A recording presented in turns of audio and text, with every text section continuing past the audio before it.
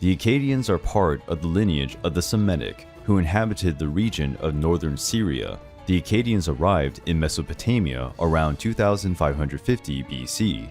They were probably looking for fertile land to settle. Right at the beginning of their expansion, the Akkadians and Sumerians had some quarrels, followed by a period of peace, which was very fruitful for the Akkadians. They kept their trade alive, and an exchange of cultural linguistic relations with the Sumerians, adopting and adapting the style of cuneiform writing. But, unlike the Sumerians, who valued the development of the arts and sciences, the Akkadians were bellicose people and held war in great esteem.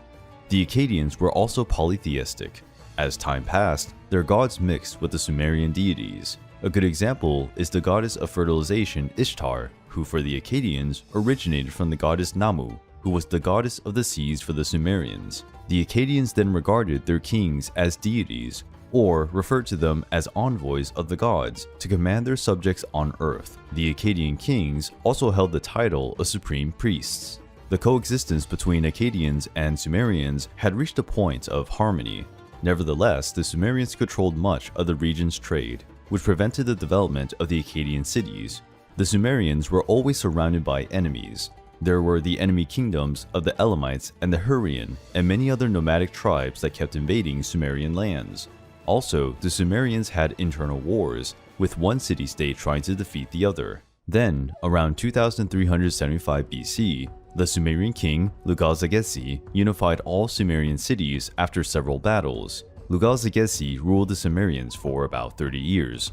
During this period, the Sumerians and Akkadians already lived almost as one people, having several members of the nobility of both peoples sharing positions in society. Suddenly, in the Sumerian city of Kish, Sargon emerged, who later became known as Sargon the Great. The origin of Sargon is not clear.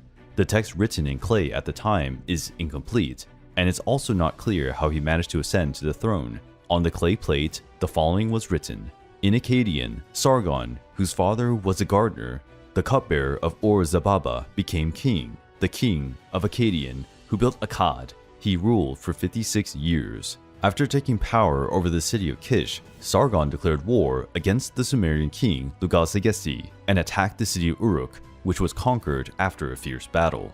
Lugal-Zaggisi was captured during the battle, and Sargon, as a sign of his superiority and disdain for the enemies, he put a collar around the neck of the defeated king and dragged him to the gates of his city.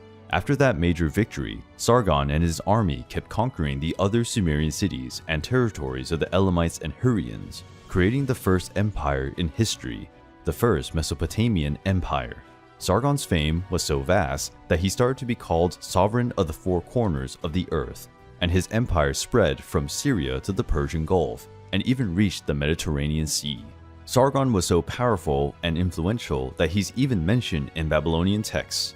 Exalting his deeds, the Babylonians wrote, "Sargon had no rival, no equal. His splendor spread upon the lands." At the same time of Sargon's grandiose achievements, war was a frequent reality for the peoples of Mesopotamia, which generated efforts to improve the military equipment used by the Akkadian soldiers.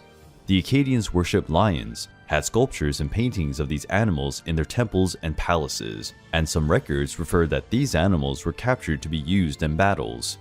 Sargon died around 2215 BC at about 85 years of age, a very impressive age for the time. Soon after his death, many uprisings took place throughout the empire, and Sargon's offspring failed to maintain power for long.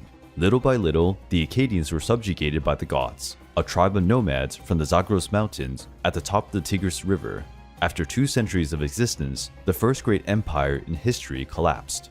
Sargon the Great was a powerful figure and inspired the kings of the Middle East for many generations to come.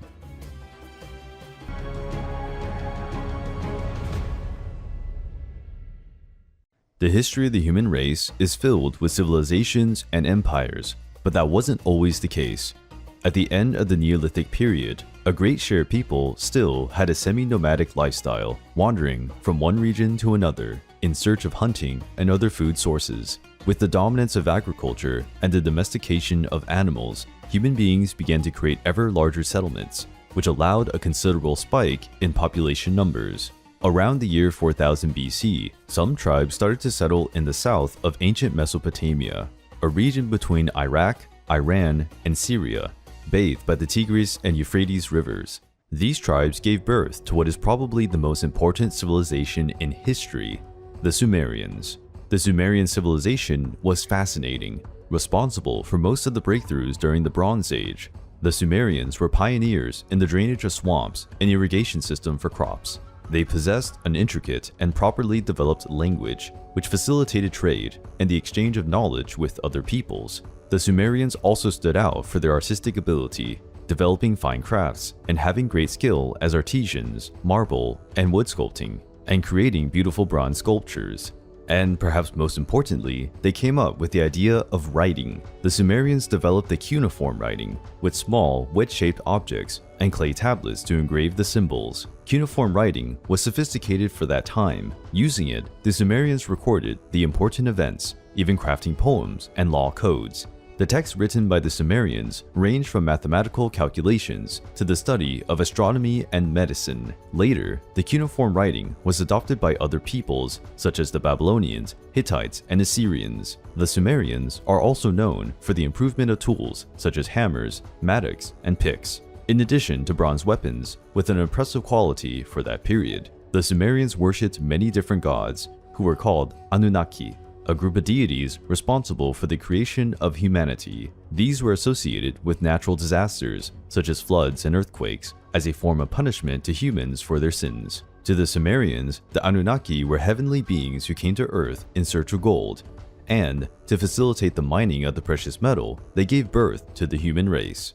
The fact that the Sumerians were considered the inventors of astronomy and studied the movement of the planets in the solar system fueled the belief in modern times that the gods Anunnaki were extraterrestrial beings who visited our world long ago and taught the early peoples how to grow food and build larger cities. The Sumerians founded the cities of Kish, Nippur, Uruk, Eridu, Lagash, and Ur, which became important cultural and commercial hubs in the region. But these cities did not belong to a single kingdom. Each had its autonomy as city-states, being ruled by its kings and maintaining its cultural traits. The city of Ur was particularly important among the Sumerian cities as an important center of trade in the region, with several religious temples, such as the famous Great Ziggurat of Ur. The Sumerian kings often maintained peace, but sometimes they fought wars for the domination of new territories. The wealth of the Sumerians began to incite the ambition of other neighboring peoples, such as the Elamites and Amorites, who constantly attacked to plunder the Sumerian cities.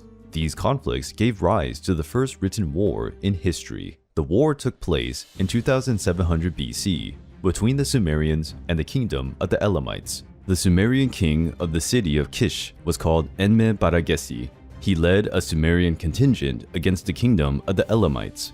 Back then, combat tactics could already make all the difference between victory or defeat. The Sumerians had trained and relatively disciplined soldiers who fought in shield wall formations when needed. Probably the most fearsome weapon of the time was the war chariots, with 2 axles and pulled by 4 animals, horses, or donkeys. It is easy to imagine that the number of casualties was high during these battles. There was little protection, and the combat was fought in close proximity. Also, there were carriages with units shooting darts, spears, and trying to run over the less fortunate soldiers. The Sumerians won the battle and recorded on a clay tablet, "We continue to plunder the weapons of the Elamites." Over time, other peoples of Mesopotamia developed large cities and increasingly bigger and well-trained armies.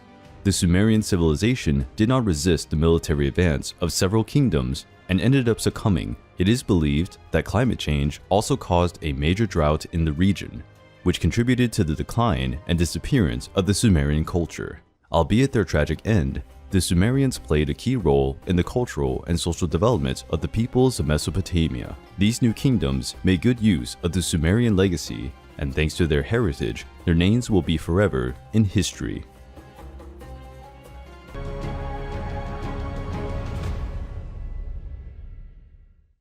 On the edge of the Aegean Sea, there is a large island.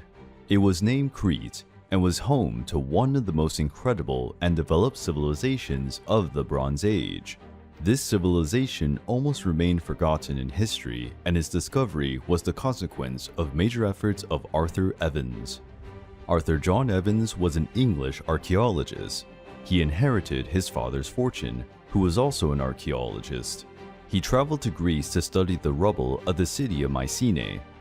In his studies, he found evidence of an unknown civilization at the time, which led him to different places in Greece in search of answers. Finally, Arthur reached the island of Crete, where, guided by stories of the population, found the site of the legendary palace of Knossos, which belonged to King Minos of the legend of the Minotaur. The excavations of the site yielded discoveries that would make Arthur dedicate his entire life to his research. Arthur Evans called the people he discovered Minoans. It was named after King Minos, who, according to Greek myth, was the son of Zeus. The Minoans likely arrived in Crete from Anatolia, where Turkey is today. That migration also occurred in the Middle Paleolithic period, in 128,000 BC. However, the Minoan culture only started to develop after having mastered agriculture, which occurred around 5000 BC.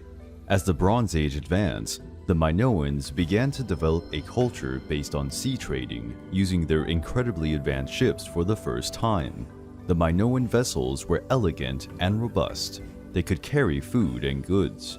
Thanks to their ability to sail for days at sea, the Minoans began to trade with people from Anatolia, Phoenicia, Greece, Egypt, and Africa.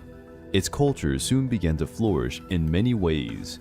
Since the island of Crete offered natural protection, it did not endure invasions from other peoples for centuries. Around 2000 BC, the biggest source of income for the Minoans was agriculture. They produced olive oil, wines, and ceramic items with beautiful paintings. Minoan art highlighted all the sophistication of those people.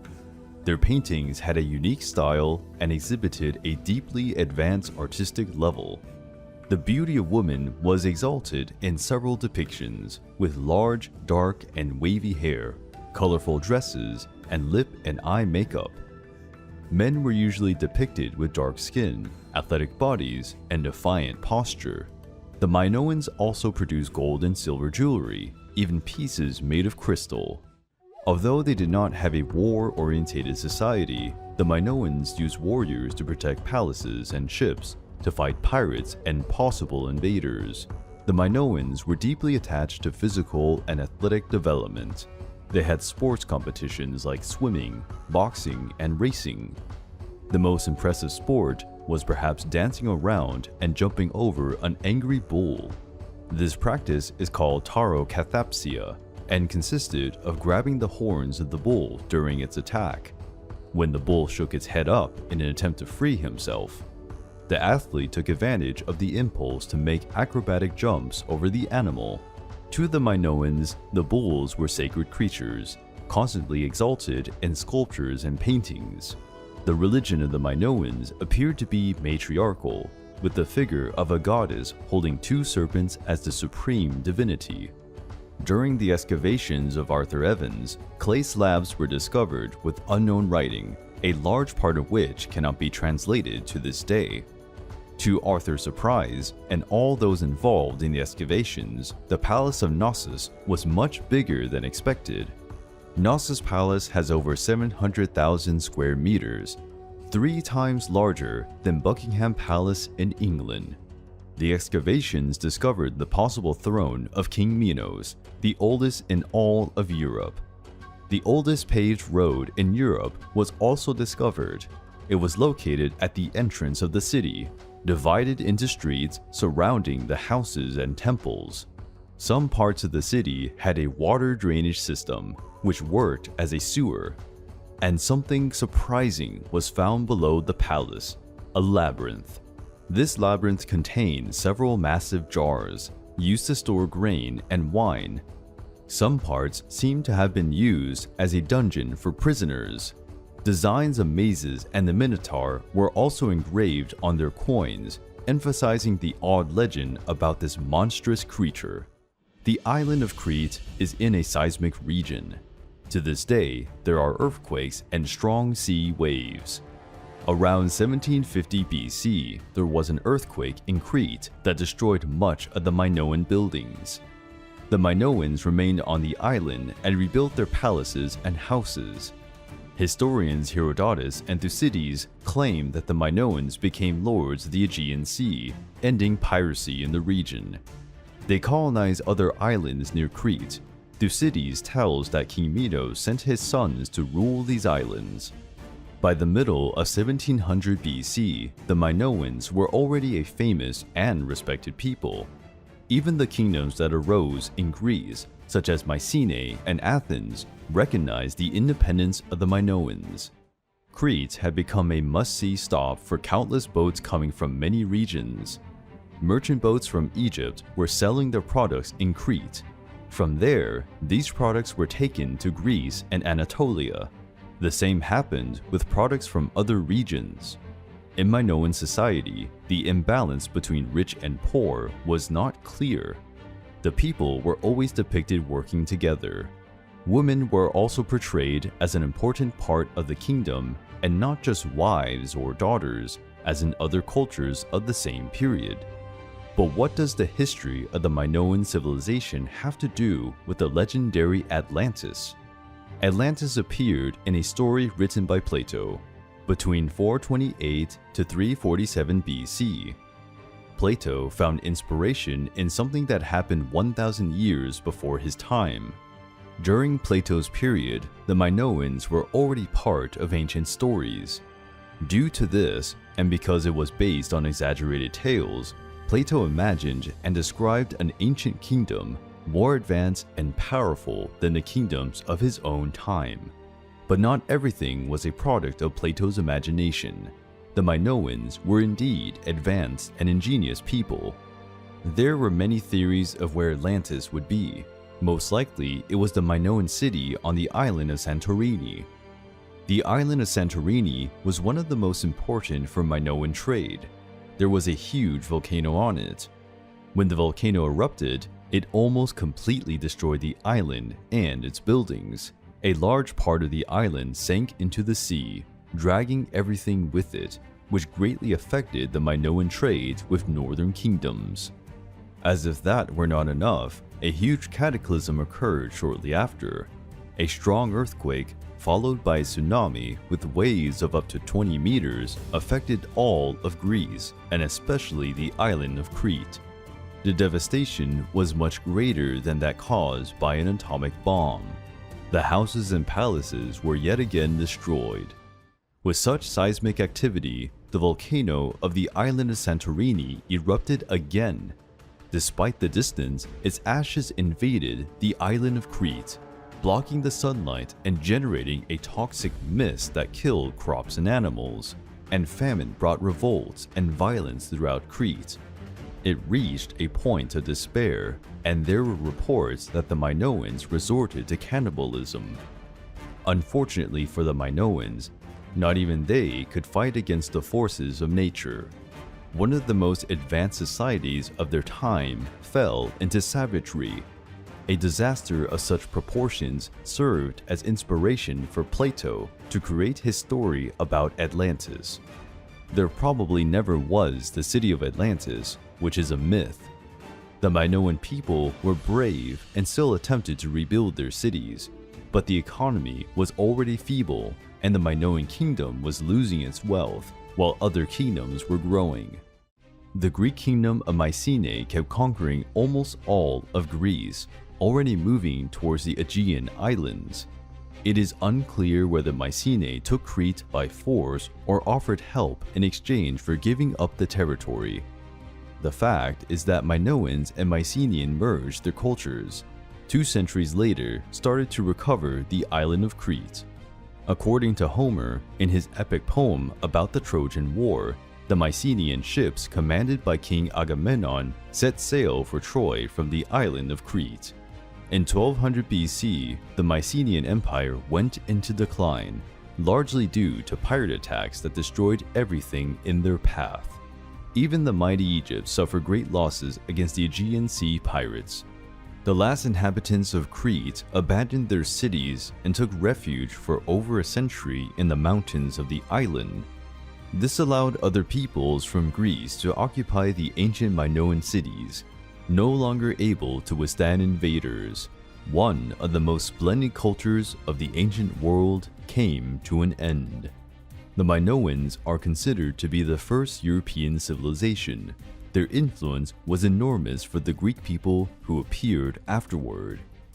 Due to them as well, the trading and relationships of many civilizations became possible in the Bronze Age. Great civilizations do not disappear overnight, as in the legend of Atlantis, but their stories can be as incredible and rich as those imagined by the best writers.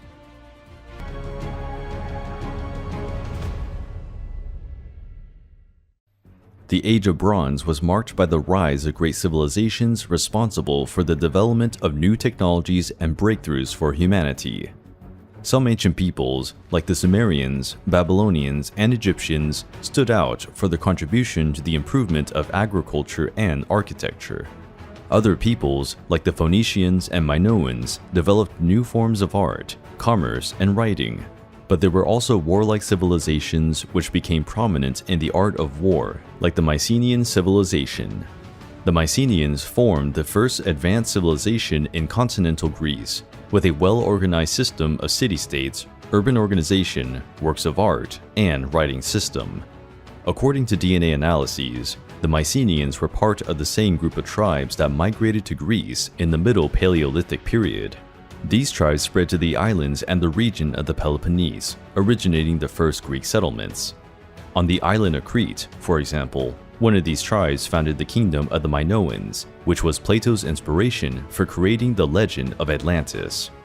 The famous Greek poet Homer used different names to refer to these tribes in his famous epic poem entitled Iliad. According to Homer, the tribes that stood out the most in that period of Greek history were the Achaeans, the Danaans, and the Argives. Over time, with the dominance of agriculture, commerce, and bronze metallurgy, these tribes founded the first city-states of Greece.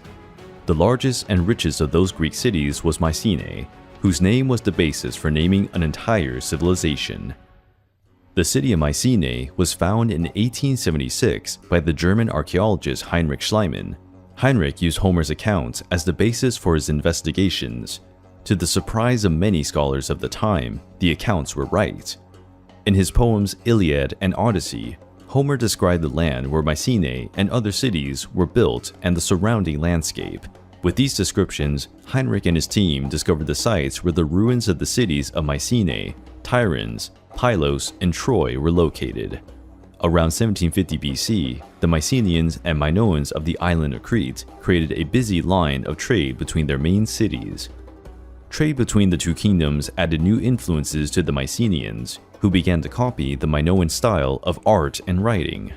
For this reason, the historical period is known as the Creto-Mycenaean period.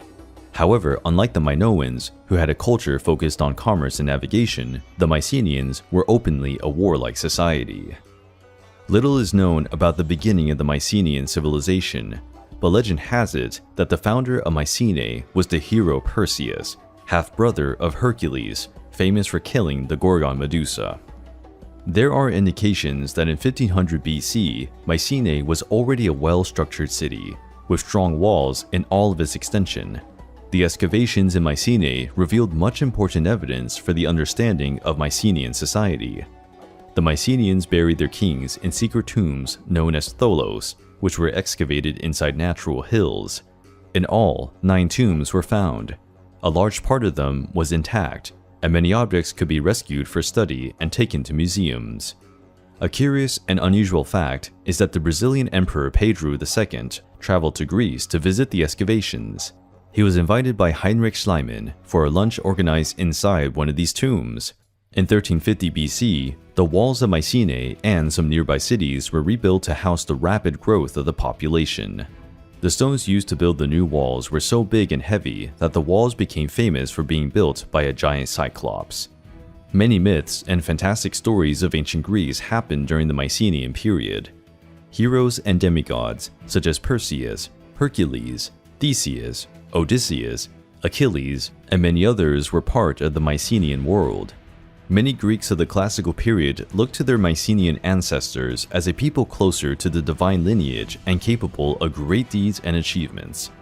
Although they lived in Greece, the Mycenaeans were vastly different from the traditional image we have of the ancient Greeks. Their clothes, architecture, weapons, and armor were more rustic and robust. Many times they valued a more aggressive appearance. The Mycenaeans used many weapons made of bronze, including spears and axes with threatening shapes. Their swords were incredibly well made, and the most beautiful had engravings and handles made of gold.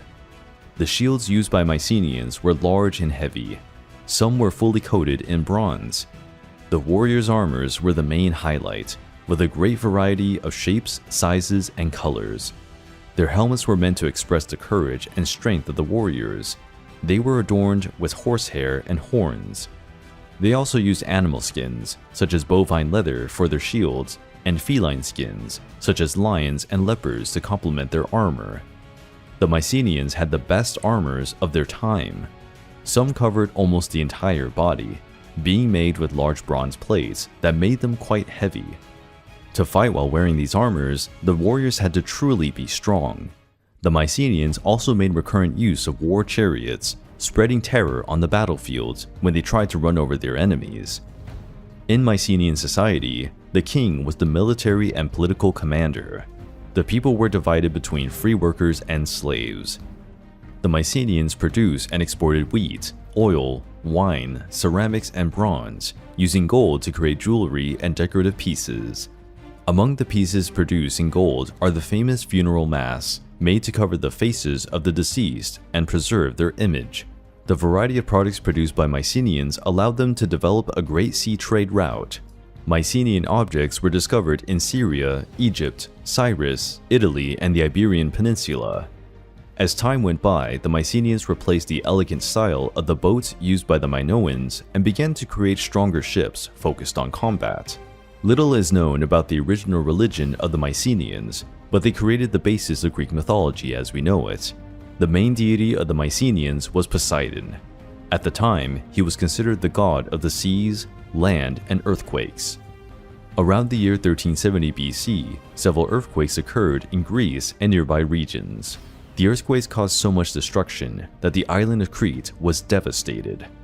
The Mycenaeans took the opportunity to claim the right to rule the island, considering that it was an important commercial port in the Aegean Sea. In the following 2 centuries, the Mycenaeans incorporated the Minoans into their culture, further expanding the influence of the Greek kingdoms. The most famous of the Mycenaean kings was Agamemnon, who reigned in Mycenae. His brother Menelaus reigned in the young city of Sparta. Both kings married Spartan princesses. Agamemnon married Clytemnestra, and Menelaus married a woman who would leave her name in history, Helen. Agamemnon spared no effort to expand the maritime trade routes with other kingdoms and empires. This caused Mycenaean ships to travel to ports in increasingly distant and exotic cities. One of these cities was in a privileged geographic location. Troy was to the west of Anatolia, where today is Turkey, more precisely in a region called Hisarlik. As there are strong winds in the region that constantly change the tides, many boats needed to slow down their pace or even find refuge in some pier for several days, waiting for the calm of the sea. Taking advantage of this situation, Troy collected taxes from the boats and goods that passed through its territory. Many of these goods were sold in the city itself. If the merchant refused to pay, his goods, boats, and all his money were confiscated by the Trojans. But who were the Trojans? We know little about Troy and its inhabitants. It is believed that they were a part of people known as Dardani, or at least they built their culture together with them. We know that the city of Troy welcomed travelers from different regions. For this reason, Trojans had various styles of clothing, jewelry, and military equipment. One of the few documents of antiquity that quotes the Trojans was written by the Hittites, who referred to them as Wilusa. Troy remained an unknown entity for a long time. It was first found by Frank Calvert in 1863. In 1870, Heinrich Schliemann led the excavations of the city. To his surprise, there was not only one Troy, but 9 cities, one built above the other. Heinrich's excavations revealed that Troy had been invaded, plundered, and destroyed countless times over the centuries.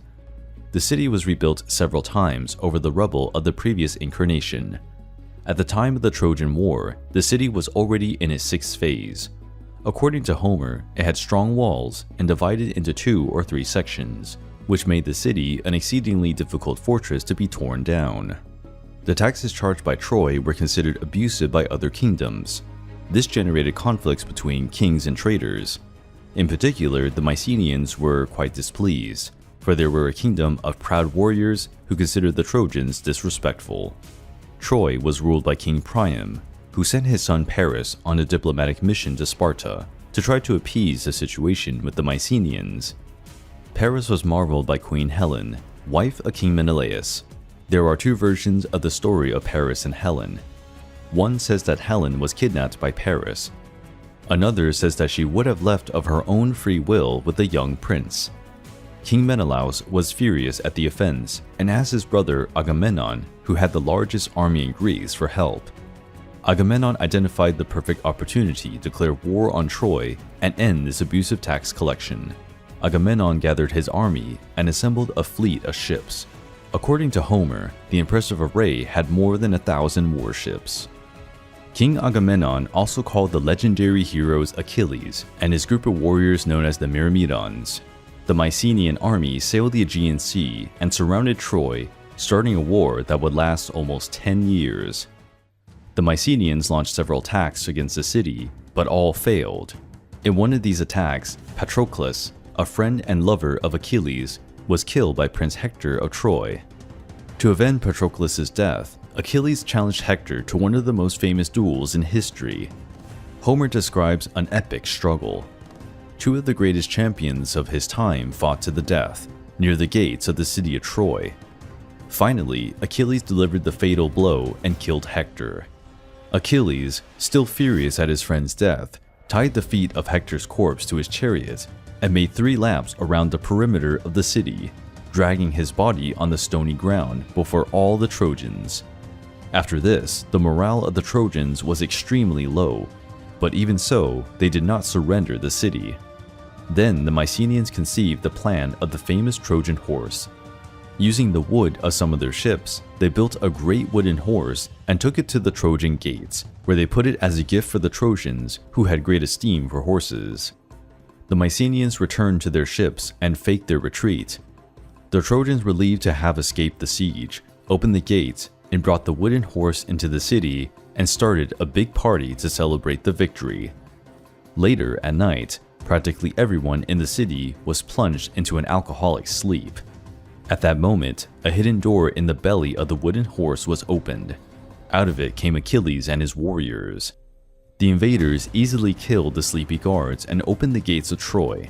The Mycenaean army, hiding behind some hills, finally managed to enter the city. The city was looted and burned. Practically all men were killed, including King Priam. The women and children were enslaved.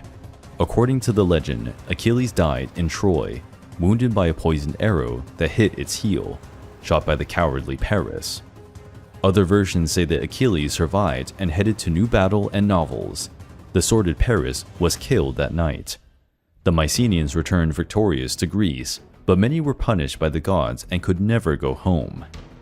King Menelaus took Helen back to Sparta, but after Menelaus' death, Helen was expelled from the city, having died alone in exile. One of the few survivors of the Trojans was the warrior Aeneas. According to the ancient Romans, he fled to Italy and gave birth to the Roman lineage. Much of this narrative comes from the poems of Homer. Although the works include gods, they are not entirely fictional. The evidence points to a real war in that region, and Troy was looted and burned.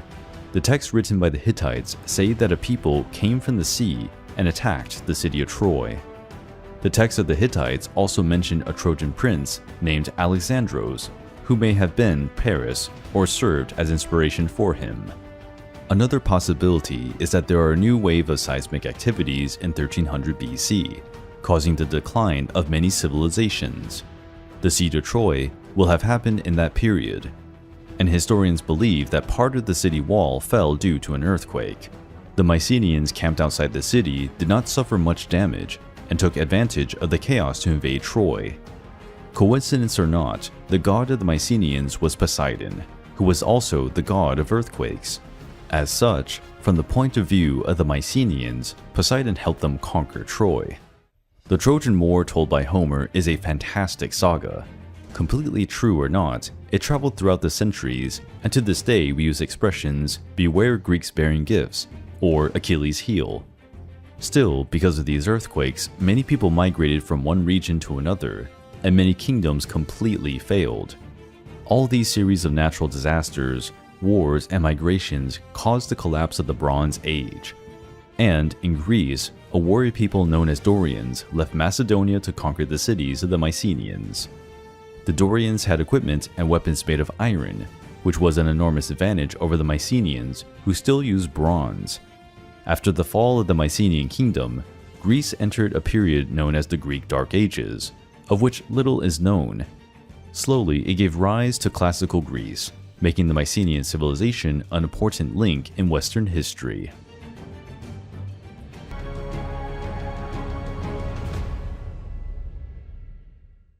Many empires emerged during the Bronze Age. Some became famous as the Babylonians. Others, however, were buried by the sands of time and were almost forgotten in the course of history. The Hittite Empire was one of the most powerful and influential of its time, and yet it remained concealed for a long time. The Hittites were an Indo-European people who, in 2000 BC, settled in central Anatolia, where Turkey is today. They called themselves Hatti, and as soon as they arrived in the region, they dominated the other tribes. This domination was enforced. Diplomacy was only used when feasible. The Hittites were proud of their warrior society and had great esteem for horses. Those responsible for breeding and training horses had a prominent place in society.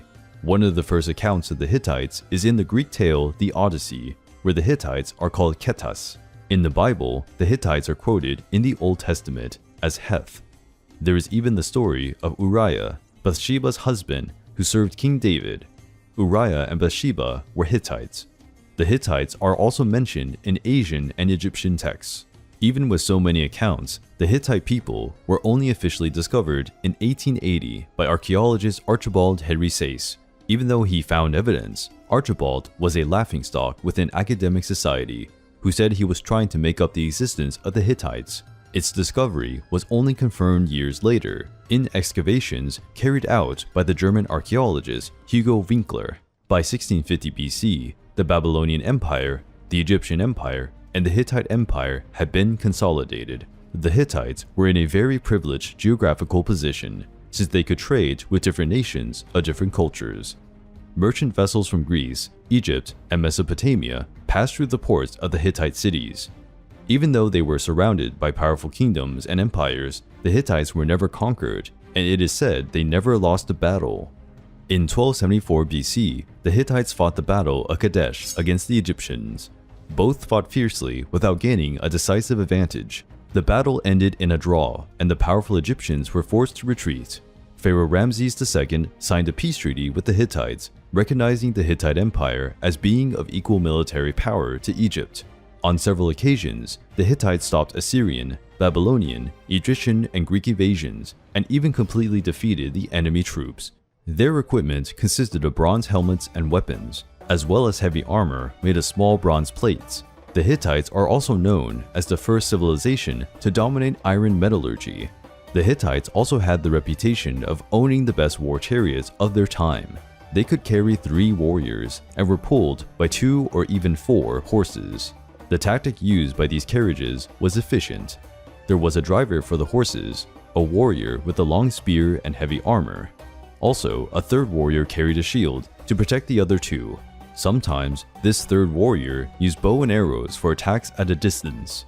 A combination of speed, attack, and defense undoubtedly made the Hittites fearsome. Some records mention that even the famous city of Troy paid tributes to the Hittites. The Hittite society was incredibly advanced. They had their own hieroglyphic writing, later changed to the cuneiform writing copied from the Assyrians. They had a very detailed art style, as well as established and severe laws that punished with death crimes like murder. The capital city of the empire was Hattusa, whose ruins still exist today. In politics, there was the king, who showed social and military skills. Also, there was a council of noblemen called Penkus, which prosecuted the crimes or decided on minor day-to-day matters. Among the Hittites, even the slaves had rights in society. In religious matters, the Hittites were incredibly tolerant.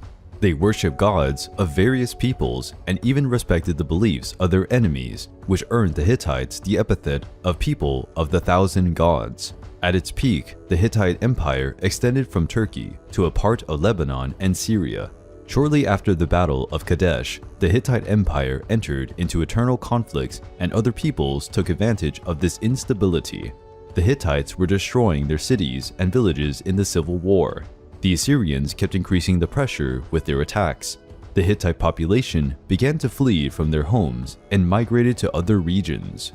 After burning Hattusa, their capital, the Hittites became easy targets for groups of pirates and looters. One of the most developed Bronze Age empires ended in ruins. As for the survivors of the Hittites, it is not clear where they went. Probably they lived in small tribes or sought refuge in cities of other kingdoms. Although so much time has passed, the Hittite Empire is still barely known and deserves to be remembered for its great historical importance.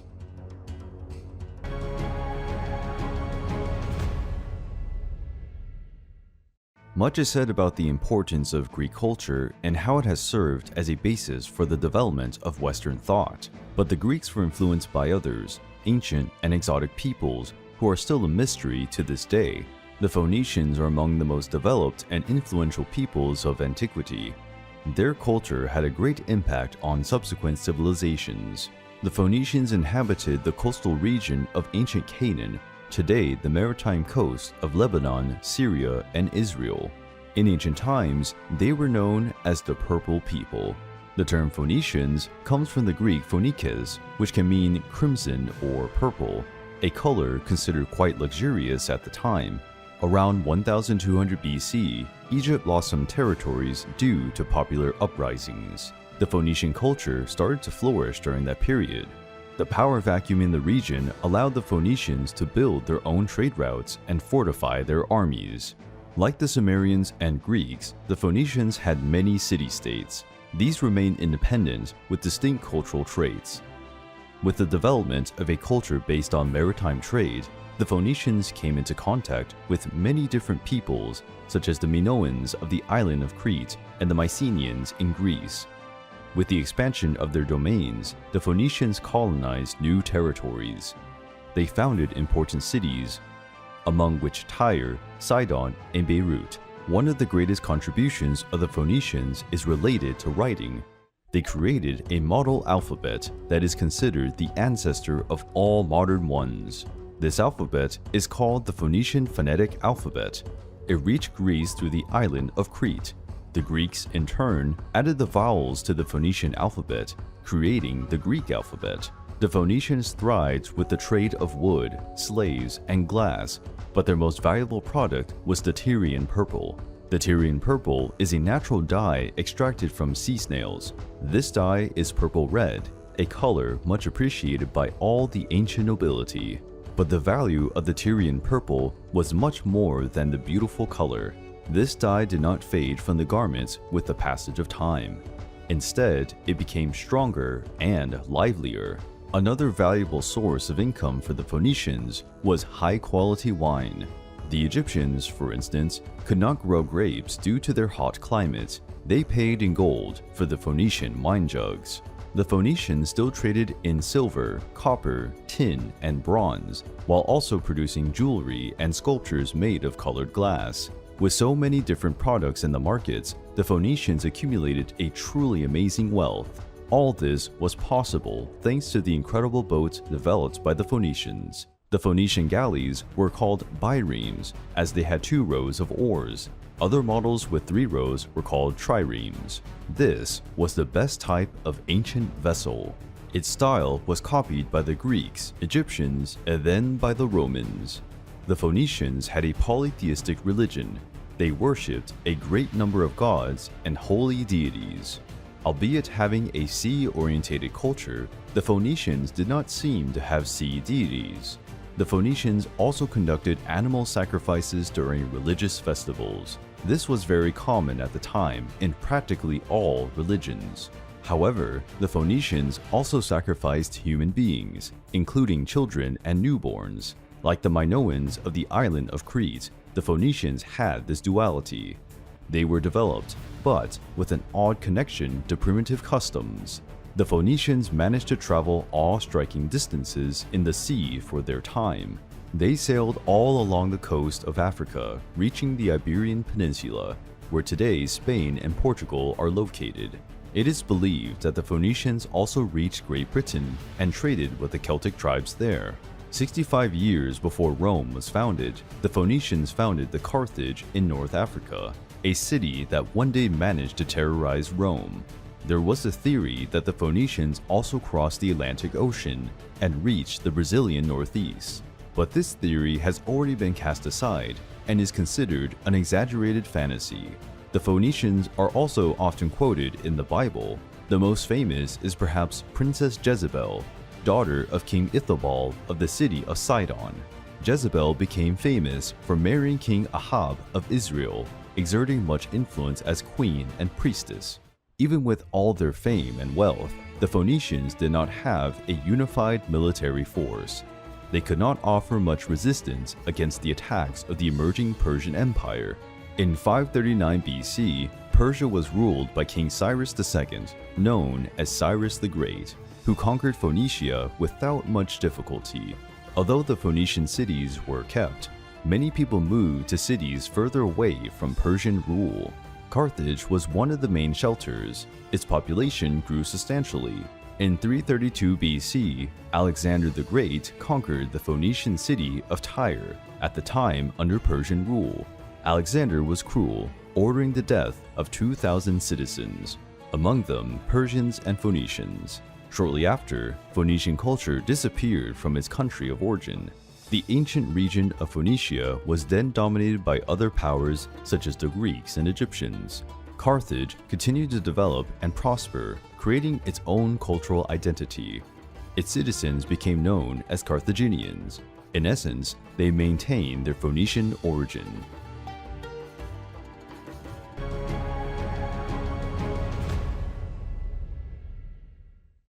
The Bronze Age was responsible for several technological breakthroughs in ancient civilizations, allowing the emergence of great empires. Some of these empires became extremely rich and powerful, like the Babylonian, Egyptian, and Mycenaean empires, which dominated large territories for hundreds of years. At the time, nothing seemed capable of shaking these great military and economic powers. But, as the saying goes, history is written by the winners. Around 1259 BC, the world was experiencing a period of relative peace. The Egyptians, commanded by Pharaoh Ramses II, had signed a peace treaty with the Hittite Empire, which ended a war that lasted for many generations. Other powerful kingdoms followed similar examples, and for half a century, there were no great battles. Trade flowed between nations. The island of Crete was an outpost for many merchants, providing plenty of profit and prestige to the kingdom of Minoans. But everything would change, and the world would plunge again in a vortex of chaos and unprecedented violence. In a period that lasted about 40 to 50 years, the climate of the Earth suffered sudden changes. Although we do not have exact information, historians believe that there were several successive natural disasters, such as earthquakes, tidal waves, and volcanic eruptions. The Aegean Islands suffered a great impact, with earthquakes and even tsunamis. Crete, once home to the legendary Minoan kingdom, was probably the most affected by this great cataclysm. Its cities were devastated by earthquakes and reduced to rubble. Climate changes also caused periods of drought in Egypt, Israel, Phoenicia, and part of Anatolia. All these natural disasters disrupted trade routes between the empires. Many, like the kingdom of Mycenaean in Greece and the Hittite Empire in Anatolia, went bankrupt, generating revolts and violence among the population. But something much worse happened afterwards. Climate change and the destruction of cities forced the migration of many different peoples who were looking for new regions to conquer and establish themselves. Large groups of pirates began to attack coastal cities, devastating everything that had resisted the earthquakes. These violent and bloodthirsty pirates were nicknamed Sea Peoples, being responsible for the fall of many powers of that time. The truth is that we do not know the original place of the Sea Peoples. It is highly likely that they were a confederation of tribes who, out of necessity or opportunism, united to attack a considerable part of the most powerful kingdoms in the world. The few contemporary sources left by the Egyptians and Hittites refer to the Sea Peoples by the name of Shurden, which may suggest that these pirates were from the islands of Sardinia and Sicily. Another hypothesis is that the Sea Peoples originate from the coastal tribes of western Anatolia, having organized themselves as a single horde to attack the continental kingdoms. The fact is that, at the end of the Bronze Age, the Sea Peoples attacked almost all the kingdoms that could be invaded by the sea. The Minoan kingdom, which was already very weakened, was an easy target for the pirates, who killed a good part of the island's inhabitants and destroyed the remaining cities. In Anatolia, the situation was not that different.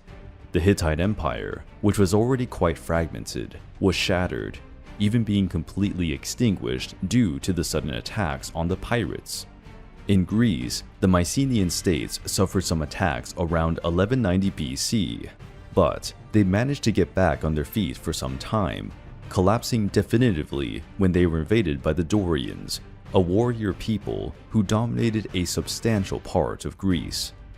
Egypt was one of the few empires that sustained the attacks of the Sea Peoples due to the enormous military skill of Pharaoh Ramses III, who expelled them definitively from his lands. The Assyrians were the least affected by the calamities. In a way, they were able to take advantage of the weakening of the neighboring kingdoms, further expanding their domains and beginning the Middle Assyrian Empire period. Although we know little about the Sea People, they had an enormous reputation as warriors and navigators already in antiquity. During the Battle of Kadesh, between the Egyptian and Hittite forces, the Shurden mercenaries were hired to fight for both sides, which proves that these coastal warriors were renowned. But not all the invaders of the Sea Peoples wanted only to plunder the decaying cities. There is a theory that some groups established permanent settlements on the coast of the ancient Canaan. The new inhabitants of the region became known as Philistines, a name well known in Old Testament biblical stories. Natural disasters caused the fragmentation and decay of the Bronze Age, but the Sea Peoples were responsible for the final blow to many empires. Another reason that made it impossible for the empires to recover was their highly centralized systems of government, where direct intervention by kings and emperors was necessary to solve all territorial issues. Because of the collapse of the Bronze Age, the world entered a kind of dark age, which we know little, but it was certainly turbulent and full of violence. New kingdoms were gradually organized during the Iron Age, with new models of government and armies composed mainly of well-equipped infantry. Around 750 BC, arts and writing began to resurface among the Mediterranean peoples. It is also during this period that the history of classical Greece and Rome begins. The Bronze Age had come to an end, and with it, an era of great discoveries, powerful empires, and legendary heroes, which become part of the history of the past. But it is important to remember that, without the Bronze Age, humanity would not have developed as we know it. We must be proud of the heritage left by our ancestors.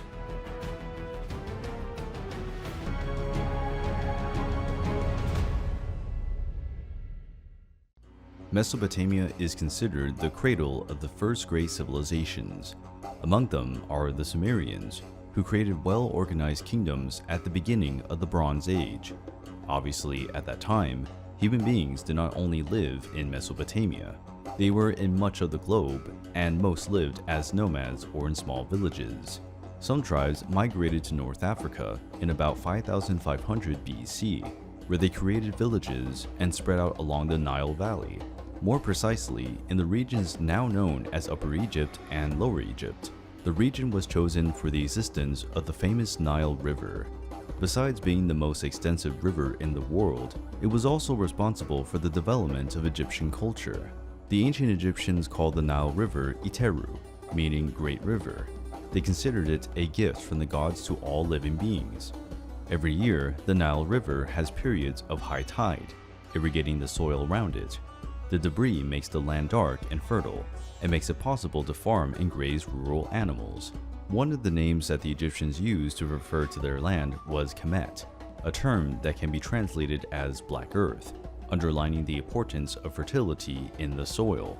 The most prominent region is the delta of the Nile, where the river is divided into several branches, flowing into the Mediterranean Sea, where the largest number of settlements are. As with the Mesopotamian peoples, the dominance of agriculture was the main stimulus to boost trade and cultural development of the early Egyptians. As time went by, settlements became independent cities. Soon, the first rulers began to emerge, who declared themselves sovereign kings of their territories. In 3100 BC, a king of Upper Egypt began a military campaign against the other cities. The identity of this king is discussed among historians. Archaeological records indicate the existence of a semi-legendary king who, according to the beliefs at the time, would be a descendant of Horus. This mysterious king was probably known by the name of Narmer or Menes.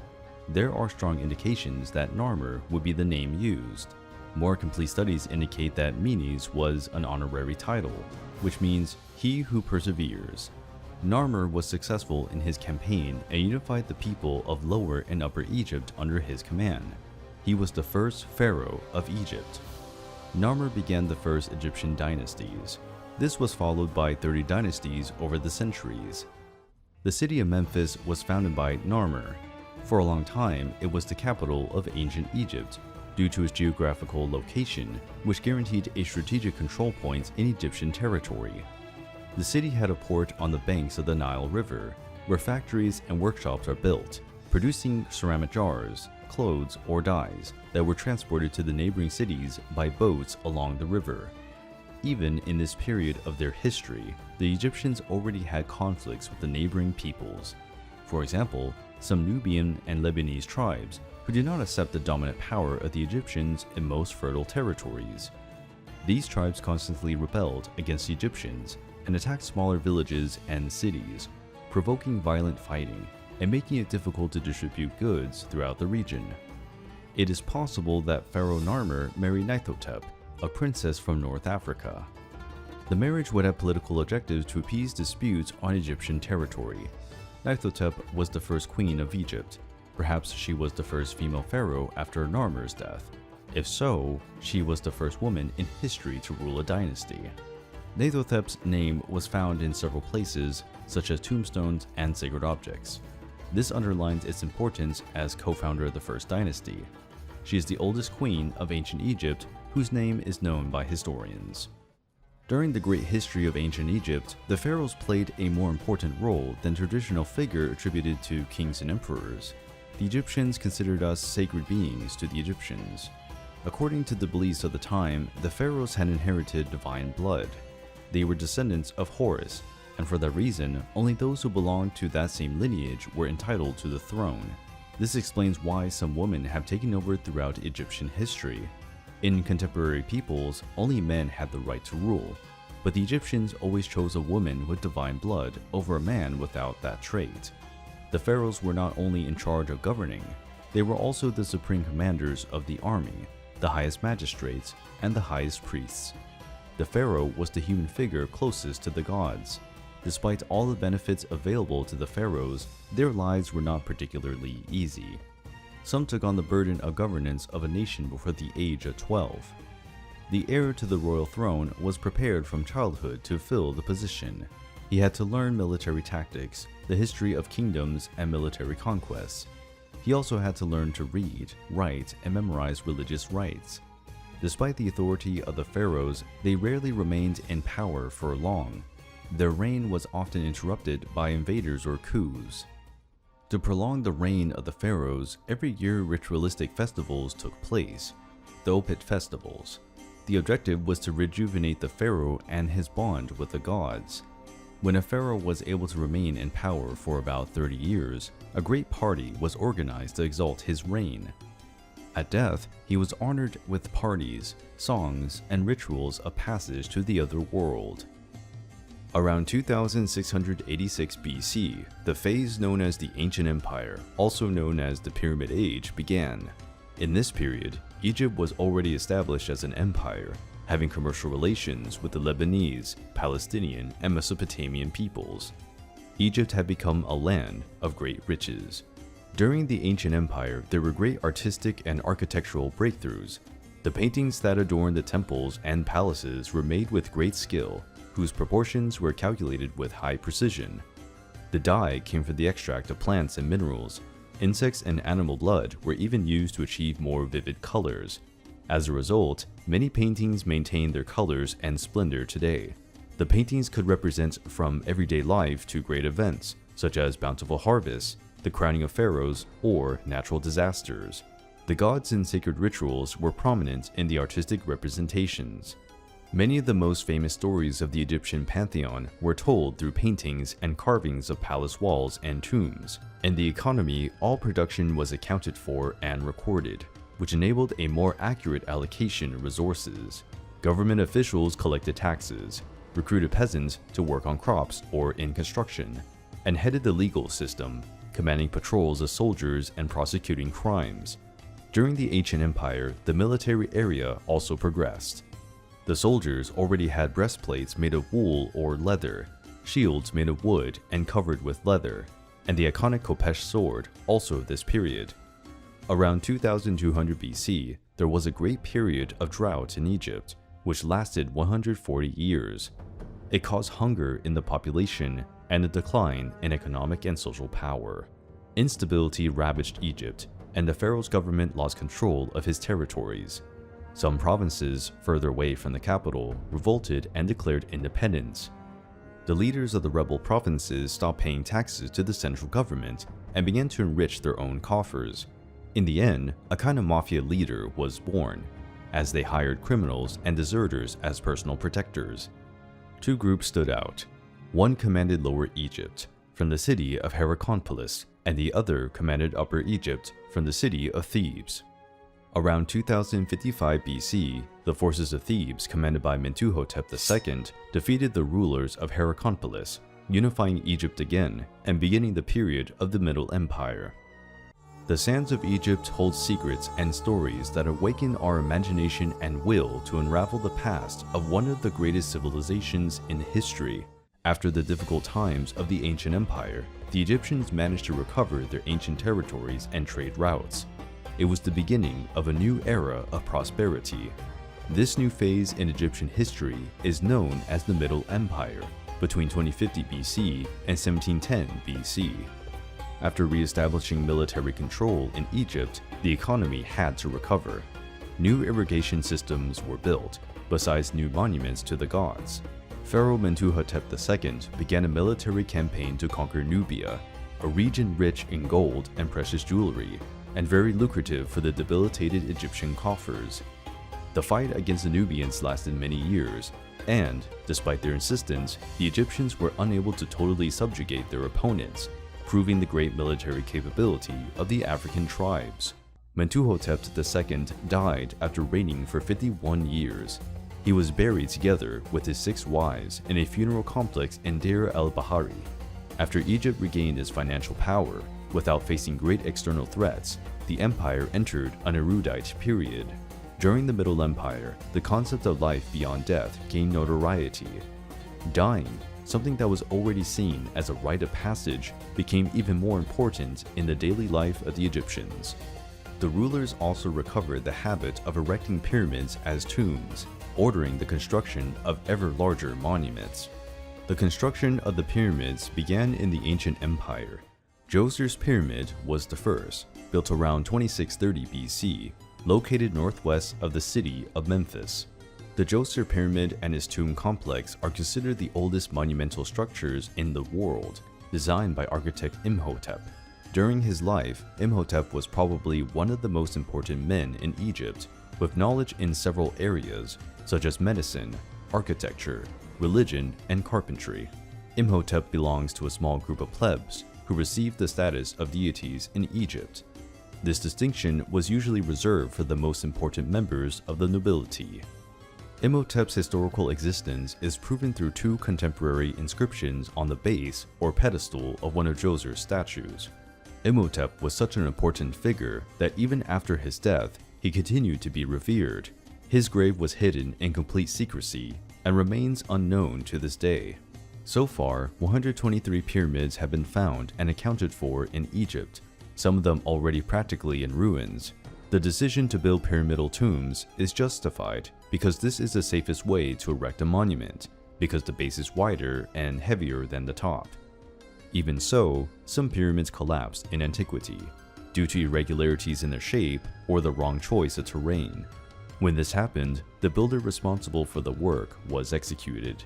There is also the famous bent pyramid, which remains to this day. However, its shape has changed during construction. The construction of the pyramids required great physical effort and complete logistics. Each granite stone weighs approximately 2.5 tons, having been extracted from quarries, sometimes located 800 kilometers away from the construction site. They were then placed on barges and transported along the Nile River. After being unloaded, the stones were transported with ropes and sleds to the construction site. There, they were cut and sanded until they reached the necessary shape. Only then, they were dragged on ramps to the final destination. The exact number of workers participating in construction is unknown. It is believed that more than 30,000 men took part in the efforts to erect these monuments. The majority were freemen, who received a salary and tax exemption. Many slaves were also used, entrusted with the most arduous and tiring tasks. The pyramids were built by order of the pharaohs, who wanted to use them as a tomb and symbol of power and authority. The pyramids also had a symbolic character for the Egyptians, who believed that the origin of the earth came from a primordial mount in pyramidal form.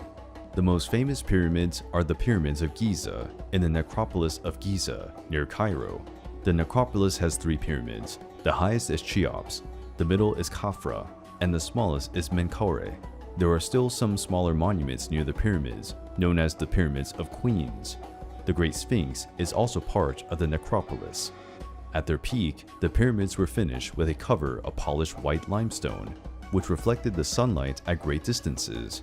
And at the top were placed stones adorned with hieroglyphic writing. Possibly, some pyramids would have a top made of or coated in gold. It was a breathtaking vision. The Pyramid of Cheops was an impressive 146.5 meters high. Today, there are 138.8 meters left. It is the oldest of the 7 wonders of the ancient world, and the only one that still exists. Almost all the pyramids were plundered, inside and out. The limestone cover and the granite stones were removed for use in other buildings over the centuries. The justification for this enormous dedication to building gigantic funerary monuments lay in the religion of the ancient Egyptians, which strongly influenced the people's view of life and death. The Egyptians left no written sources that clearly explained their beliefs. For this reason, modern historians use the paintings and sculptures left in temples, pyramids, and tombs as their source. Another source of this research are the 3 collections of hieroglyphic texts from different periods. These texts are the Book of Pyramids, the Book of Sarcophagi, and the Book of the Dead. The ancient Egyptians believed that those who had divine blood could be resurrected after a few hundred years, recovering their place as rulers. This concept of death and rebirth explains why the pharaohs created environments where they could preserve their bodies and return to life. Mummification was intended to preserve the body that would be retrieved by the sovereign. In the pharaoh's tomb were also placed precious objects, clothes, and jewelry. During the ancient empire, his personal servants, animals, and priests were also sacrificed. In many cases, his wife or wives were also buried together with the pharaoh. But this practice has lost importance in the Middle Empire. The sarcophagi were also vital importance in the incarnation of the pharaoh. The pharaoh's face was carved into the sarcophagus with the greatest possible precision. Thus, when the spirit returned to the body, he could remember what his physical appearance was like in life. Today, Islam is the official religion of Egypt. Most of the population follows Sunni precepts. Even so, there are neo-pagan groups that follow religion and the ancient gods. This practice is known as Kemetism. The last pharaoh who ruled Egypt in the Middle Empire was Amenemhat III. During his reign, he allowed for tribes of Semitic Asiatic peoples to settle in the delta of the Nile River. These tribes sought refuge from the growing threats of the Assyrian Empire. These people were known as the Hyksos, a term that can be translated to shepherd kings. In 1650 BC, uncontrolled floods in the Nile destroyed part of the Egyptian plantations, affecting the economy and weakening the empire again. The Hyksos took advantage of the instability and controlled some cities built in the Nile Delta. The Hyksos established their dynasty and elected a pharaoh, following the Egyptian model of government.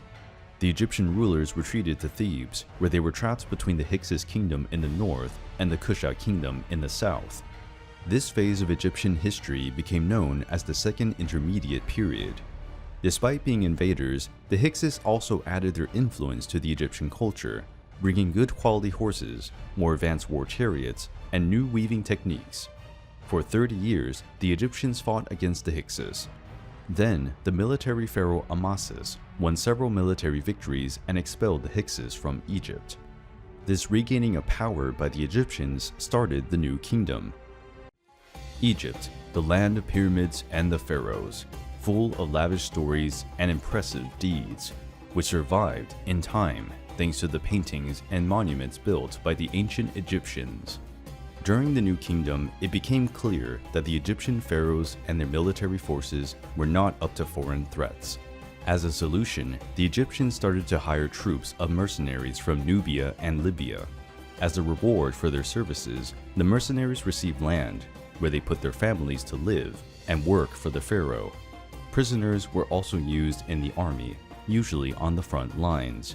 Better combat tactics were also developed. Autonomous troops of up to some 6,000 men were commanded by well-trained officers.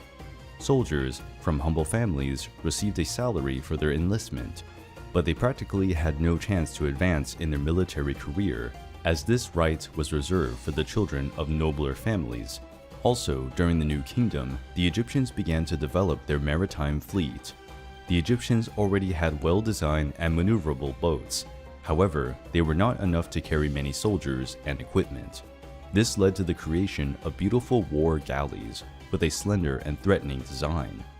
The pharaohs of the New Kingdom created a period of unprecedented prosperity by protecting borders and strengthening diplomatic ties with their neighbors. Military campaigns, led by Pharaoh Thutmose I, led to the conquest of new lands, guaranteeing the dominance of Palestine, Syria, and Lebanon. Thutmose I ordered new constructions in several cities and elaborated new works of art, among them a stela, where his achievements as a ruler were recorded. His successors maintained territorial control, fighting rebellions in the conquered lands. His grandson Thutmose III was considered one of the most important pharaohs of ancient Egypt. Thutmose III had a great military activity, with more than 17 campaigns, and maintained his grandfather's building momentum. During the reign of Thutmose III, there was a revolt in Canaan. The Canaanites were led by the king of the city of Kadesh and assembled troops to expel the Egyptians from their territories. This dispute originated the famous Battle of Megiddo, which has enormous archaeological importance. It was the first battle to be recorded and detailed in writing in history. The Egyptians described the details of the battle on the walls of the Temple of Amun-Ra, which today is in the city of Luxor, the ancient Thebes. Thutmose III gathered his army and fought against the rebels in a plain. His victory caused the Canaanites to retreat into the city of Megiddo on top of a hill. The battle ended after Megiddo was besieged for 7 months, which led to the surrender of the city. Also in the Battle of Megiddo was used for the first time the compound bow, a more effective version than the bows used previously. The victory was very profitable for the Egyptians. According to the reports, they captured 894 war chariots, 2 of them covered in gold, and 2,000 horses. After this victory and subsequent conquest of the territories, Egypt reached its peak. Its territorial domination started at the Euphrates River in Syria and went to Napata in the Kushite territory. Thutmose III still attacked the kingdom of Mitanni that belonged to the Horites. He won again and annexed new lands to Egypt and a new contingent of captured soldiers. Thutmose III is believed to have visited the Greek city of Crete, probably the first pharaoh of Upper Egypt to travel by sea and visit a foreign nation. But not everything went well for the Egyptians during the new kingdom. A turbulent period erupted when a new pharaoh took the throne. Pharaoh Akhenaten was one of the most controversial figures in Egyptian history, and his life is full of mysteries and questions. Akhenaten wanted to extinguish the cult and traditional deities of Egypt.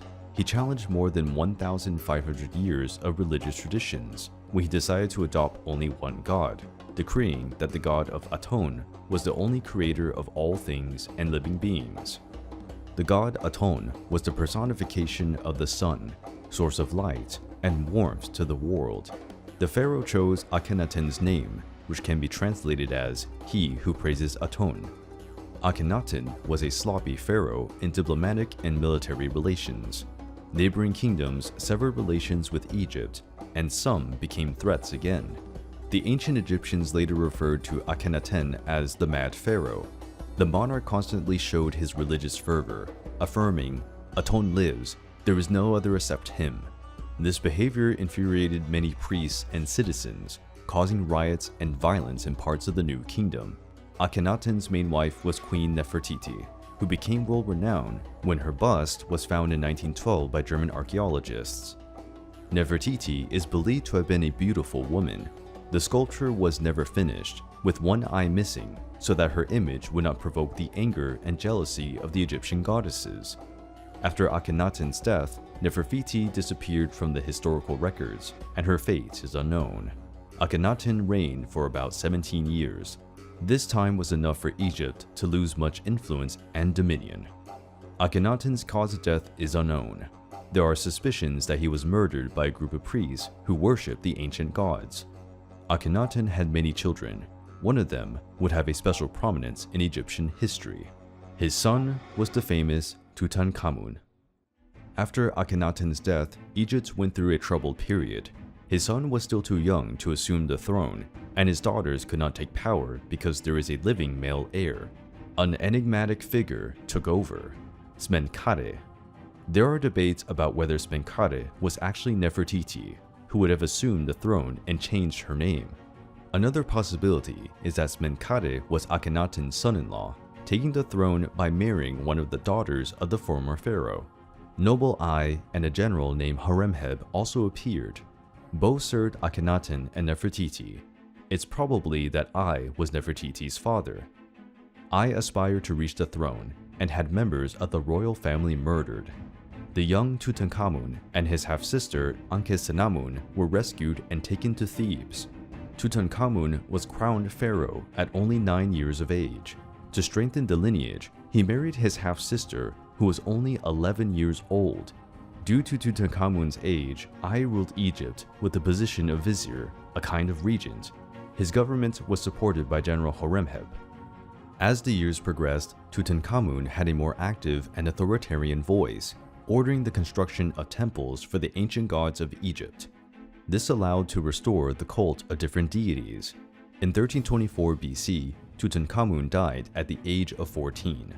The reason for his death has given rise to various speculations: disease, poisoning, or murder. The last option was not unlikely, because Tutankhamun was a threat to Ai's plans. Another event that reinforces the hypothesis of murder is that right after Tutankhamun's death, his wife, Ankhesenamun, sent letters to the king of the Hittites, asking him to send one of his children to marry her and be crowned pharaoh of Egypt. The Hittites and Egyptians were always enemies. This shows that Ankhesenamun's request was motivated by fear and urgency. With reluctance, the king of the Hittites sent one of his sons to meet Ankhesenamun. But mysteriously, this prince never entered Egypt. It is likely that he was murdered by spies, following Ai's orders. Ankhesenamun ended up marrying Ai, most probably against her will. A few months later, after her marriage to Ai, poor Ankhesenamun died abruptly. It is not difficult to deduce that this too was the order of the cruel Ai. Tutankhamun has a great importance for the history of ancient Egypt. His tomb, although small in comparison with other pharaohs, was almost intact when it was discovered. Tutankhamun's tomb was found in the Valley of the Kings in 1922 by Howard Carter. The tomb was not desecrated by thieves, and this originated the famous legend of the Tutankhamun curse, in which if someone violated the pharaoh's tomb, he would suffer a terrible death. In the tomb were found 3 amphorae of wine, one of them with white wine, and a dagger whose blade was created with the iron of a meteorite. The tomb also had baskets with cereals, jewels, clothes, statues of the god Anubis, and 2 small mummies of female fetuses, probably daughters of Tutankhamun, born prematurely. The mummy of Tutankhamun was kept in 3 sarcophagi. The smaller one, which kept the young pharaoh's body, was made of gold. Although short, Tutankhamun's story is full of murder, betrayal, and intrigue. It deserves to be known and remembered to this day. As for Regent Ai, he seems to have died of old age. As he had no heirs, he was succeeded by General Horemheb. Horemheb, although he was a military general, was accepted by the people as a pharaoh because he successfully served Egypt in the wars. Egyptian history would still have many twists and turns in the future, and the arrival of famous pharaoh Ramses II would cause fear in the hearts of Egypt's enemies. The great Egyptian pyramids have remained firm over the centuries. Their monumental splendor showed the effort of the Egyptian people to maintain the glory of their empire. After the tragic reign of Pharaoh Tutankhamun, Egypt was ruled by a former general named Horemheb. Horemheb established order in Egypt, creating stricter laws, which included, as punishment for crimes, cutting off the nose of the evildoer and exiling him into the desert. Horemheb continued the struggle to re-establish the cult of the ancient gods. He even tried to erase the records of Akhenaten's reign, referring to the ancient pharaoh as a demon who wanted to destroy the beliefs in the true gods. Horemheb had no heirs, so he was named as his successor Ramses I, his closest friend and a general of the Egyptian army. Ramses I assumed the throne at about 50 years of age and reigned for only 2 years. He was replaced by his son Seti I. Seti I fought against the Hittites and conquered the city of Kadesh. The Hittites established a peace agreement with the Egyptians that lasted 15 years. Seti I recovered other territories that had belonged to Egypt before the reign of Akhenaten, but Seti I also stayed a short time on the throne, as he died at only 40 years of age. The mummy of Seti I is considered one of the most beautiful and most preserved until today. It is currently in the Egyptian Museum in Cairo. Seti I's successor was his son, the famous Ramses II. There were 11 sovereigns named Ramses in the history of Egypt, but only Ramses II is known as Ramses the Great. He is considered the greatest pharaoh in Egypt, and his reign was the most prosperous and extensive in Egyptian history. When Ramses II was about 10 years old, his father took him with him in the military campaigns. Ramses was present in battles in Libya, Canaan, and Sinai. Ramses grew up as a young warrior prince and was considered impetuous and arrogant. At the beginning of his reign, he traveled to Phoenicia to define new boundaries for the Egyptian territories. However, he entered the territory of the Hittites and claimed the lands conquered at the time of Thutmose III. The proud Hittites considered it an offense, and the war between 2 empires started again. The king of the Hittites summoned many soldiers and asked for reinforcements of cities and towns allied to the Hittites. Ramses II also had a large army, composed of Egyptian soldiers, African and Lebanese mercenaries. Ramses had a strong and impatient personality. This made him take the initiative and march towards Kadesh, which had been reconquered by the Hittites. The Egyptian army was organized in 4 divisions. Although they were numerically inferior to the Hittites, they were better trained and disciplined. Suddenly, 2 Hittite soldiers gave themselves to the Egyptians. They claimed to be deserters, but in fact they were spies. After gaining the trust of the Egyptians, the spies passed the false information that the Hittite army was still far from Kadesh. Ramses wanted to take the opportunity to quickly reconquer the city and advance with his personal guard and a division of his army, while the other Egyptian forces advanced in slower pace. Already near the city of Kadesh, Ramses realized that he had fallen into a trap. The Hittites emerged from different directions and surrounded the Egyptian troops. It was such an unexpected event that it was recorded as the first military ambush in history. Even surrounded, Ramses and his personal guard used their war chariots and managed to make way against the enemy troops, breaking the siege. Meanwhile, the Egyptian infantry contained the advance of the enemies. Ramses managed to regroup with the other divisions of his army that came to his aid. Then he launched a counterattack that quickly dispersed the Hittites. That day, the king of the Hittites lost his brother, who was killed during the battle. Finally, the two forces retreated, both with many casualties and exhausted soldiers. Ramses retreated to Egypt, and King Hittite to the north of his territory. Technically, the fight had ended in a tie, but both leaders declared to have come out as winners of the battle. After a few more years of conflict and hostilities, Egypt finally signed a peace treaty with the Hittite Empire. It was a remarkable event, as it was the first peace treaty in history. The peace treaty was also motivated by the growing threat of the Assyrian Empire. They were increasingly strong and were a danger to Egyptians and Hittites. In the peace treaty, the Egyptian Empire and the Hittite Empire promised to support each other against external threats, something that delayed the advance of the Assyrians for some time. For almost being defeated, Ramses II became wiser and more cautious. During his reign, he maintained the alliance with the Hittites. Strange as it may seem, Ramses II married 3 or 4 daughters, but there are discussions about whether this really happened. Also, during the reign of Ramses II, the cities grew in size and population. Many temples and other works were built, bringing more prosperity to Egypt. Today, the name Ramses II became famous for being used in Hollywood movies, where he is pointed out as the pharaoh of the biblical Exodus, responsible for imprisoning and enslaving the Hebrews in Egypt.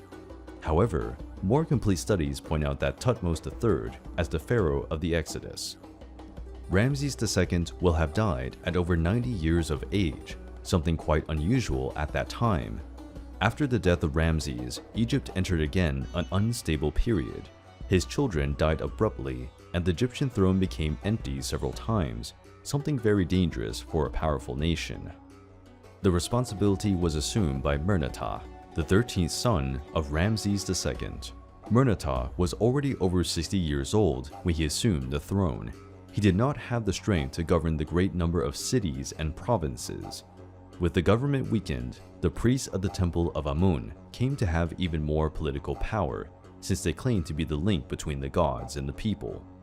To further complicate matters, Egypt's wealth attracted other greedy kingdoms. Egypt was attacked by pirates from the coast of the Greek islands of western Anatolia. These pirates became known as Sea Peoples. The Sea Peoples were no ordinary pirates. The brutality and frequency of their attacks destabilized the economy and the government of the Great Bronze Age empires. They destroyed almost the entire Minoan and Mycenaean kingdom. They also devastated the Hittite Empire, which was already weakened after several civil wars. We don't know if the Sea Peoples were a single tribe or a confederation of tribes that joined together to loot and invade the Near East, but they were numerous, skilled sailors, and combatants on land. The invasions of the Sea Peoples are probably motivated by natural disasters, earthquakes, and tsunamis that devastated the Aegean islands and the coastal regions of Greece and Turkey. These natural disasters destabilized much of the dominant kingdoms and were responsible for the decline of the Minoan civilization on the island of Crete. Pharaoh Meneptah managed to stop the invasion of the Sea Peoples in the Battle of the Delta, but some years later, Pharaoh Ramses III managed to expel the Sea Peoples from Egypt. The Sea Peoples continued to devastate and dominate territories in Palestine. The impact of these invasions was so great that the Sea Peoples are held responsible for the collapse of the Bronze Age. Finally, Ramses III followed the Egyptian tradition of turning enemies into allies. He established agreements with the Nubians and the Libyans. Egypt started to hire mercenaries from the Sea Peoples. Ramses III was a strong pharaoh, but his reign was turbulent. He was murdered at the age of 65 in a coup organized by one of his wives, who wanted his son as the next heir to the throne. Egypt was financially exhausted. Its coffers were emptied by the war against the pirate invaders. The situation was so bad that the population's food was rationed. During this period, the first labor strike in history occurred. When workers from various areas did not receive their grain, they refused to work for the pharaoh. Egypt has entered a vertiginous decline marked by hunger, violence, and corruption. The empire was devastated for about 2 decades. Egypt was again divided into different dynasties. Ambitious leaders confronted each other in small battles to dominate territories. Egypt entered a phase known as the Third Intermediate Period. During this period, chaos reigned.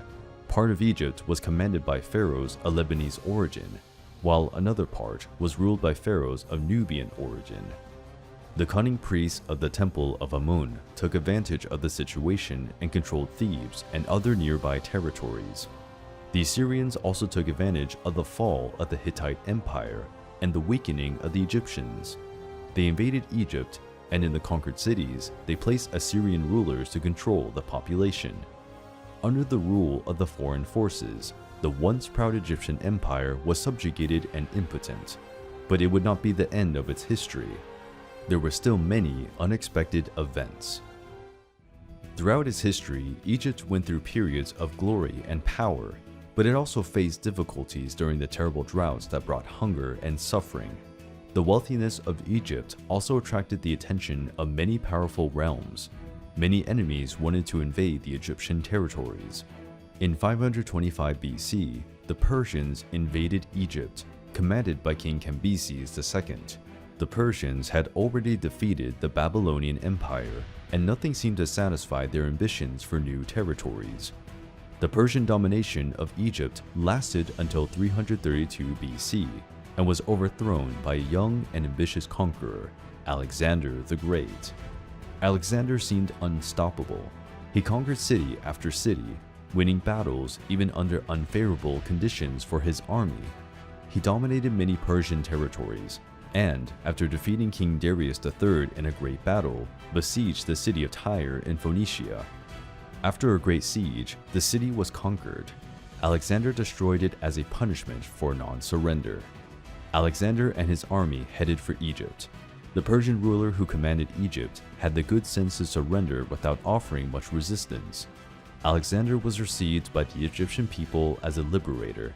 He was proclaimed as the son of the god Amun, receiving many treasures. Alexander spent a short time in Egypt, but during his stay, he founded the city of Alexandria, one of the most important cities of the ancient world. It would become the capital of Egypt in the following 1,000 years. With Egypt's dominion secured, Alexander set out for Mesopotamia to attack the heart of the Persian Empire. After the death of Alexander the Great, the Egyptian government was controlled by the Macedonian general Ptolemy I. He declared himself pharaoh of Egypt and began the Ptolemaic dynasty. The influence of Greek culture brought by Macedonians influenced much of Egyptian life, but this happened in a natural way. The Macedonian rulers respected and encouraged the traditional customs of Egypt. Over the years, pharaohs of Macedonian origin were represented as Egyptians. Marriages between Greeks and Egyptians became common, and gods of both cultures were merged. One example is the deity that received the name of Ammon Zeus. The military equipment of the Egyptians almost completely assumed the Greek style. Even commercial boats and war galleys began to be built in the Greek style, which was more advanced and robust. All the male pharaohs of this period of Egyptian history used the name Ptolemy to honor the founder of the Ptolemaic dynasty. The Ptolemaic established a great trade route, mainly by sea, and this made Egypt prosper again. During the Ptolemaic dynasty, the famous Alexandria Library was also built, which had thousands of papyruses and clay tablets with the most diverse registers and studies. in areas of mathematics, philosophy, and architecture. The Ptolemaic kingdom went into decline with Ptolemy. He was a detestable king, lazy in political affairs, easily corruptible, and cruel. He had relatives killed, including his brother, father, and mother. At the end of the Ptolemaic kingdom, Egypt was plunged into political chaos. Many Ptolemaic pharaohs were cruel tyrants. Murders within the family were common. While Egypt was going through another turbulent period, a new threat from the Mediterranean Sea was aimed at reaching the land of the pharaohs. Rome had already conquered vast territories in much of the European continent and wanted to further expand its domains. The Roman Senate decided to intervene in the political situation of the Egyptians because Rome depended a lot on grains exported from Egypt. If another civil war occurred, Rome would run out of food for its legions. The famous Cleopatra was not the first with this name. She was part of the Ptolemaic dynasty, direct descendant of Ptolemy I. In her childhood, she studied with Greek teachers and was educated in religious cults of different cultures. It was said that Cleopatra could speak 8 languages. Cleopatra became queen at 18. Despite sharing power with Ptolemy XIII, her younger brother, she seems to have dealt with the kingdom's problems alone. At the beginning of her reign, she had serious problems. Egypt was facing another drought and period of hunger. As time went by, Cleopatra's younger brother began to confront his sister. He had the support of his childhood tutors and other nobles who preferred a male ruler. Cleopatra married Ptolemy XIII, but it was a merely symbolic marriage, for they never had a good relationship, nor did they consummate the union. Ptolemy XIII eventually removed Cleopatra from her position and began to reign alone. The Egyptian population revolted, and of course, Rome was watching everything, fearing another civil war in Egypt. In 48 BC, Julius Caesar arrived in Egypt with his troops, staying in the palace of Alexandria. Cleopatra, knowing the fame of the Roman general, did not waste time and sought to establish an alliance with him. Cleopatra was successful in her negotiations with Julius Caesar. The two became allies and lovers. Now they needed to overthrow the usurper brother and recover the Egyptian lathe. Caesar called troops to besiege Alexandria. This was followed by a series of clashes between the Romans and Ptolemy XIII's troops. Finally, a great battle took place on the west bank of the Nile River. Ptolemy XIII had about 20,000 men, and Julius Caesar had a smaller number of troops. But Caesar advanced with his army, which received Greek reinforcements. Both military forces advanced by land, while the boats traveled along the Nile River. It was a battle that took place on land and water. Caesar and Ptolemy followed the movements of the troops as they sailed on their boats. The battle on land was brutal. Ptolemy's troops were on higher ground and forced the Romans to retreat. Many Roman soldiers fled and swam towards the boat. During the confusion, Caesar's galley capsized with the weight of the men who climbed aboard. Julius Caesar had to swim to the riverbank to survive. At the height of this confusion, the Greeks arrived to support Caesar. The Romans managed to regroup their troops and counterattack with the help of the Greek allies. They conquered the Egyptian camp where Ptolemy's troops were. With this turnaround, Ptolemy's troops fled to the Egyptian boats. Ptolemy's boat also capsized. Ptolemy was not as lucky as Caesar. He drowned because of his heavy armor, which dragged him to the bottom of the Nile. After the battle, Cleopatra returned to the throne. Most of the conspirators were arrested or executed. In 44 BC, Julius Caesar was murdered in the Senate of Rome. Cleopatra sought a new alliance with General Mark Antony. Mark Antony and Cleopatra were married in Egypt, but Rome never considered this marriage official, since Mark Antony was already married to a Roman. Mark Antony offered Cleopatra vast territories that belonged to Rome. In his will, he affirmed his desire to be buried in Alexandria. The Roman Senate rebelled and gave General Octavian permission to go to war against Mark Antony and Cleopatra. To face the situation, Cleopatra joined her army to that of Mark Antony. It was the largest maritime fleet ever seen in history. They left for Greece, where they were intercepted by the fleet of Roman ships. The maritime battle was disastrous for Mark Antony and Cleopatra. Their naval fleet was destroyed by the Romans. Luckily, both managed to escape alive. A year later, Octavian besieged Alexandria and defeated the city's defenses without much difficulty, destroying the plans and ambitions of Mark Antony and Cleopatra. Cleopatra was an enormously powerful woman. She managed to keep Egypt united and, throughout her life, protected the territory from being swallowed by Rome. Cleopatra's life and personality were so remarkable that they continue to be an inspiration to this day.